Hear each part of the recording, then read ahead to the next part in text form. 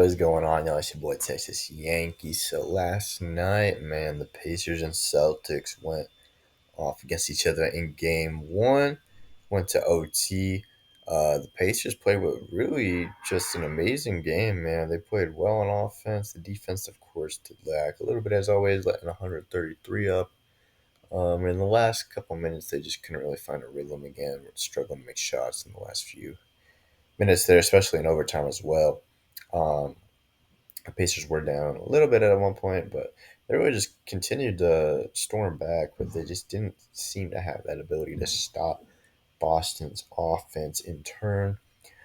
Pascal Siakam was big, 24 points on 23 shots. Aaron Neesmith was pretty good, did foul out in the end there. Looked to me like maybe he wasn't actually the one that fouled at the last time they called foul on him, but anyway, Tyrese Halliburton, again, with a little more aggressive this time, took a lot more threes, 14 of them, obviously, so 25 points. But the team was a negative 11 with him and with Turner on the floor. I think the defensive liability of him and Nimhard is just something hard to get around. Obi Toppin was big as well. He had a little stretch in this one. TJ McConnell, we know what he's going to do. But the Celtics, man, you have Jason Tatum having that big game, that 36, 12, and 4 game that we've been waiting for him to have. And Drew Holiday, when Drew Holiday scores 28 points, you're probably going to win. I think I saw a stat where it's like when he scores more than 14 or 15 points, they win like 80% of the time. So that was actually pretty crazy. Not quite sure what happened there. But also Jalen Brown having a big game. But we continue to see their bench struggles to keep up with other teams as well. Really just Peyton Pritchard was able to make shots off the bench. Luke Cornett was a positive plus minus, but I don't really necessarily think that's reflective of what he actually did in this game. He had a few good plays, but it just seemed like obviously he's a little too slow to keep up with these guys. 46 minutes for Tatum, 48 all 48 for Drew Holiday. That's kind of impressive. I'm not sure we necessarily thought that was going to happen.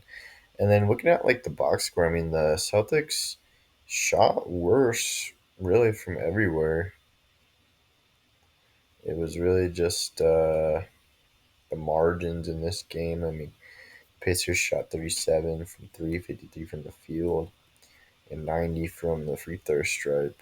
But when it comes down to it, also, the Celtics ended up taking 10 more threes. At the end of the game, the Pacers seemed like they needed one more punch or scoring punch maybe that they don't have right now. But this was altogether a really good showing for them.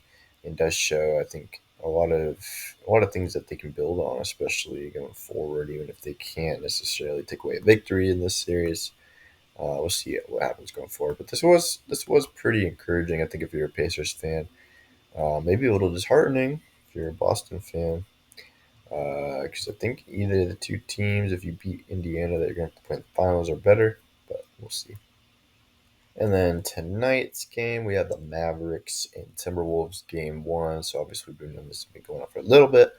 We're still wondering, I think, who's going to take what assignment. Maybe that's kind of been decided on. Jaden McDaniels probably, I think, is going to end up guarding Luka, and they'll probably just put on Kyrie. But we'll see. We'll see. They may switch that up, obviously, during the flow of the game as well, seeing who's hot, who's been effective defending who.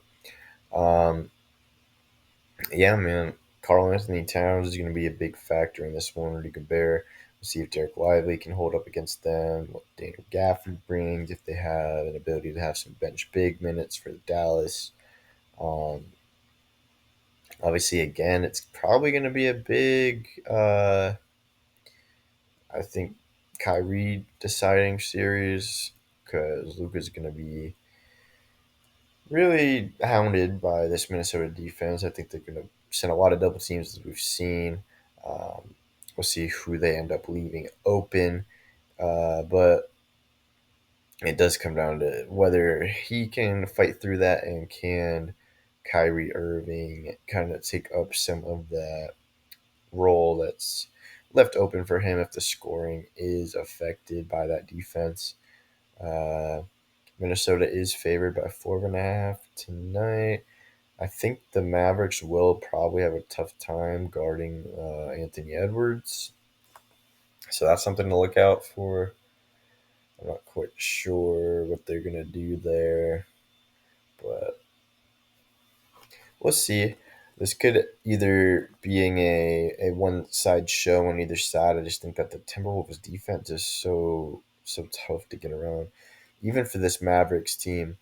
Um, we'll see. They can obviously come out hot and it's doable, but I think at home Minnesota probably gets this one done, and they're probably my pick in this series in general. So we'll see what happens going forward.